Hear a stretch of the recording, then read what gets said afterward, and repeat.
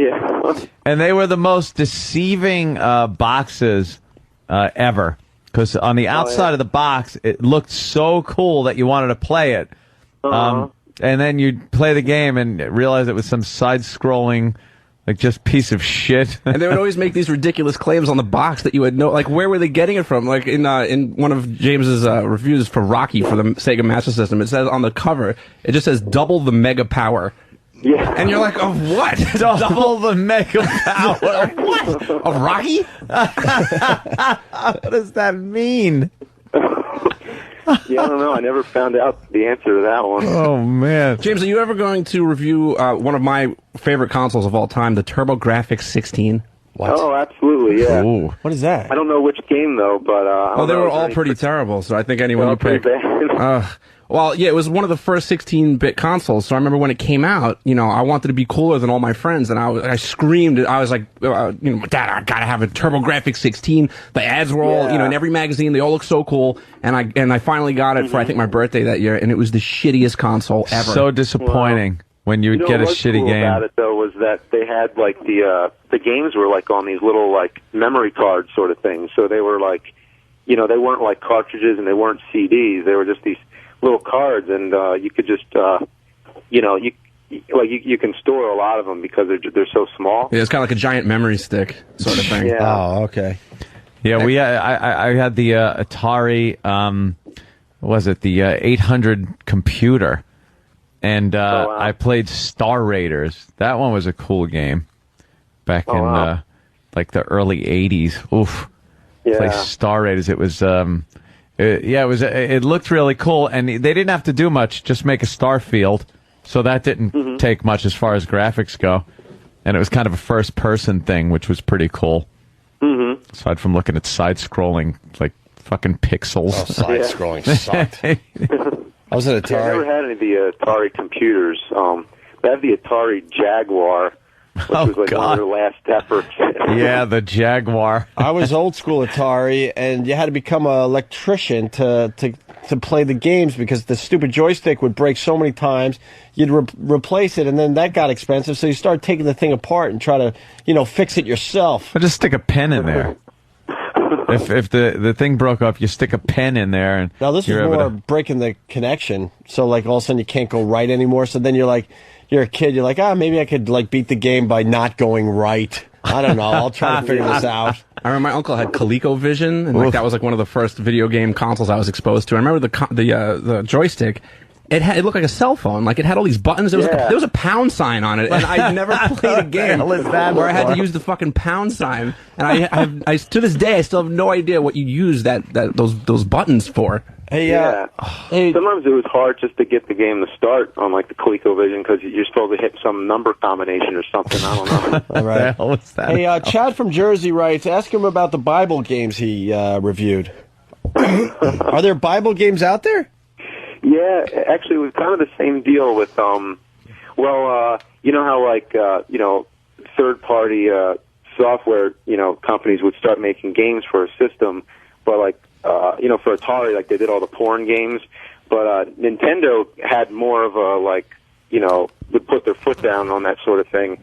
But there was still a company called Color Dreams. I think they changed it to Wisdom Tree, and they were making all these, like, Christian games, but they were, like, illegal because they were being made for the Nintendo when they weren't supposed to be. So they made all these Bible games, and there was, like, there's Bible Adventures, which has, like, 3 games in it, and there's one is it's like Noah, and you're just, like, carrying the animals to the ark, and then there's one where you're, like, trying to carry baby Moses, and then the most ridiculous thing though of all was you remember Wolfenstein, like with the first-person shooter game? Yeah. Well, they took the same engine for that game, and they made a Noah game out of it on the Super Nintendo. It's called Super Noah's Ark 3D. And you're basically Noah going around in an ark just shooting a bunch of goats. And it's weird because, like, wasn't Noah supposed to bring, like, 2 of each animal? Like, why? Like a whole bunch of murderous goats. That's ridiculous. That's so ridiculous.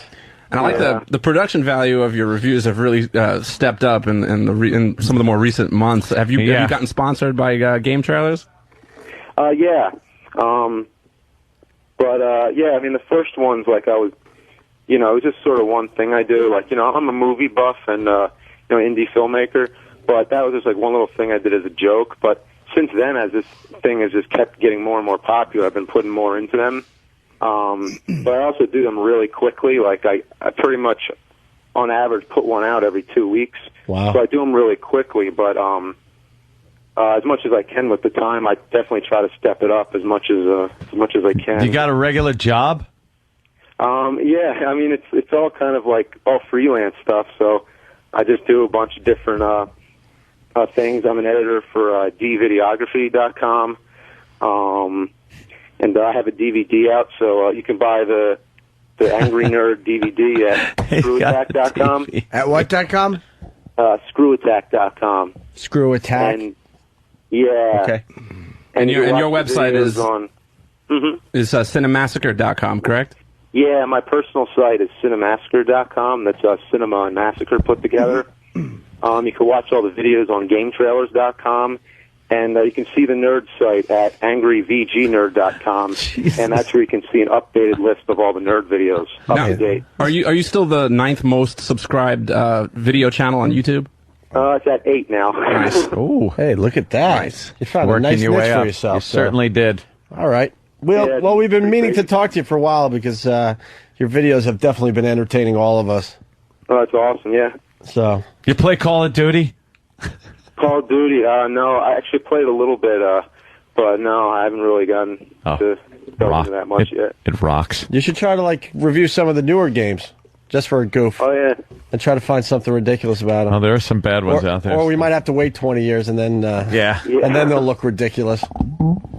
Yeah, like in the Christmas Carol video I just did, it's like I do like the Three Ghosts, Christmas Past and all that, and I go to the future and I'm an old man playing the Wii. So maybe when that actually happens, I'll really start doing it. If I'm still doing this thing, then The Wii. Very good. yeah. All right, man. Well, thanks for calling our show today, sir. All right, thanks for having me. And continued success. Plug one of the many websites one more time. Which one you want to plug the most? Which one I want to plug? Gee. Well, I guess watch the videos on Game Trailers. Game Trailers. That's where Okay. they're at. Okay. Yeah. All right, James. Thank you so much. Continued success for you. Okay, thanks a lot. All right. There he goes, James. The Video angry game video game nerd. He's into his video games, you know. What's wrong? Just saying. Into his video games. Not the most talkative guy when he's not on the. I had a feeling that was going to happen too, because every time I had to talk to him on the phone, I would try to have a dialogue, and he would just be like, "Okay." Yeah, Danny really piggybacked that one, I gotta say. Like when he talks on his reviews, he's really, he's going at it. Very animated. Yeah, that's what was so surprising to me, because he's so outgoing and creative with these videos. You figured he would just be able to spew out anything without a problem. And then you get him like, so yeah, the video game, and you reviewed that. You reviewed that one, and it was pretty slow moving. And yeah.